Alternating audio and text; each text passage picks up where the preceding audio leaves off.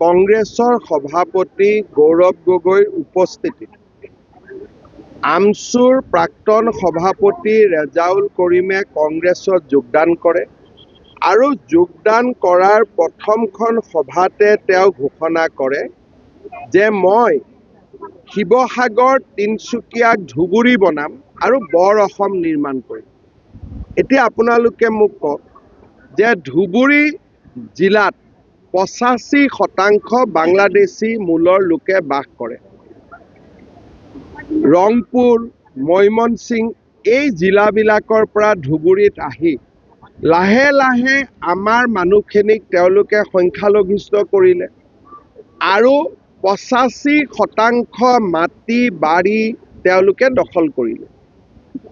আমি ভাবিছিলোঁ তেওঁলোক ধুবুৰীতে থাকিব আৰু আগুৱাই নাহিব, কিন্তু এইবাৰ তেওঁলোকে কৈছে নহয়, ধুবুৰীতে শেষ হৈ যোৱা নাই, আমি শিৱসাগৰ পাৰ হৈ একেবাৰে তিনিচুকীয়া পামগৈ আৰু আমি বৰ অসম নিৰ্মাণ কৰিম।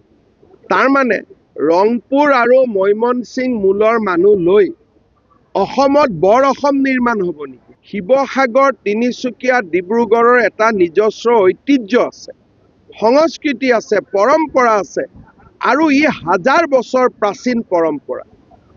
তাত ৰেজাউল কৰিমে কি বৰ অসম বনাব, ধুবুৰী বনাই? আৰু এই কথাখিনি কাৰ আগত কৈছে? গৌৰৱ গগৈৰ আগত। মই যদি মিটিঙত থাকিলোহেঁতেন, মই লগে লগে ক'লোহেঁতেন তোমাৰ জইনিং কেঞ্চেল। কিন্তু ওলোটাই গৌৰৱ গগৈয়ে কি কৈছিল? নহয় নহয়, ৰেজাউল কৰিমে একো ভুল কৰা নাই, বৰ অসমৰ কথা কৈছিল। আৰে ধুবুৰী তিনিচুকীয়া বনিব, ধুবুৰী শিৱসাগৰ বনিব, সেইখন বৰ অসম হ'ব নে বৰ বাংলাদেশ হ'ব? তাৰমানে তেওঁ বৰ অসমৰ নামত বৰ বাংলাদেশ বনাব খুজিছে। সেইকাৰণে গৌৰৱ গগৈৰ কথা, পাকিস্তানৰ কথা মানুহে গৌৰৱ গগৈক যে বেয়া পায়, এইটো কথাৰ কাৰণে বেয়া পায়, কাৰণ তেওঁ ছফ্ট কৰ্ণাৰটো সদায় মিয়া মুছলিমৰ লগতে আছে, আমাৰ অসমীয়া মানুহৰ লগত নাই। মই আশা কৰিম কংগ্ৰেছৰ বাকী মানুহবিলাকে ৰেজাউল কৰিমক গতিয়াই উলিয়াই দিব কংগ্ৰেছৰ পৰা। কি শিৱসাগৰক তেওঁ ধুবুৰী বনাব খুজিছে?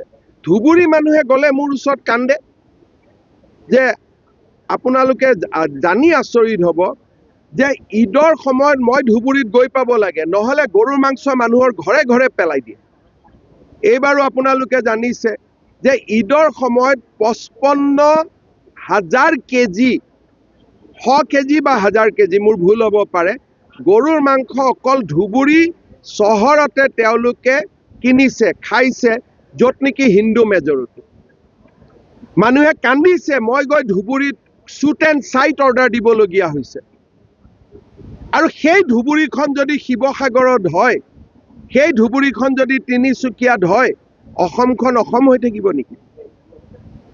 ৰেজাউল কৰিমে যদি এইবিলাক কথা উইথড্ৰ নকৰে, তেতিয়াহ'লে ময়ে ব্যৱস্থা ল'ব লাগিব।